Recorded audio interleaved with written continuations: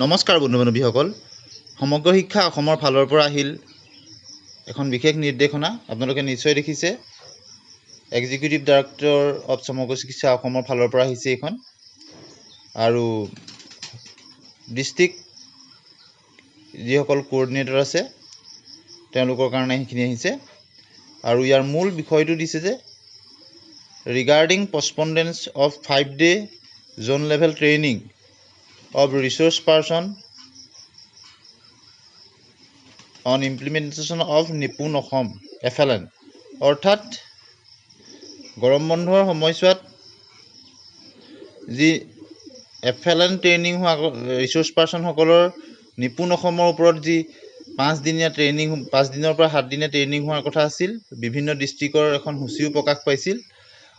আৰু এই নিৰ্দেশনাটোৰ যোগেদি সেই যিটো ট্ৰেইনিঙৰ কথা আছিল তাক পষ্টপন কৰা হৈছে। গতিকে একাংশ প্ৰাথমিক শিক্ষকৰ কাৰণে এই বিশেষকৈ ৰিচোৰ্চ পাৰ্চনসকলৰ যি ট্ৰেইনিং হোৱাৰ কথা আছিল সেই ট্ৰেইনিংটো এই নিৰ্দেশনাৰ যোগেদি পষ্টপন কৰিছে সমগ্ৰ শিক্ষা অসমৰ ফালৰ পৰা, আৰু পৰৱৰ্তী দিন হয়তো ঘোষণা কৰিব। অৰ্থাৎ গ্ৰীষ্ম বন্ধৰ সময়তে এই ৰিচোৰ্চ পাৰ্চনসকলৰ নিপুণ অসমৰ ওপৰত FLNৰ এই প্ৰশিক্ষণ কাৰ্যসূচী হোৱাৰ কথা আছিল, আৰু তাৰ কাৰণে সূচীও প্ৰকাশ কৰিছিল।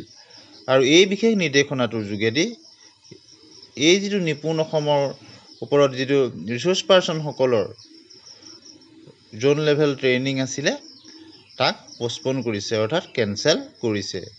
হয়তো পৰৱৰ্তী সময়ত গ্ৰীষ্ম বন্ধৰ পিছত এই সূচী পুনৰ প্ৰকাশ কৰিব। গতিকে এই বিশেষ খবৰটো আপোনালোকলৈ আগবঢ়াই দিলোঁ। এনেধৰণৰ শিক্ষামূলক বা বাতৰিৰ কাৰণে আমাৰ চেনেলৰ লগত সংযুক্ত হৈ থাকিব। আজিলৈ ধন্যবাদ।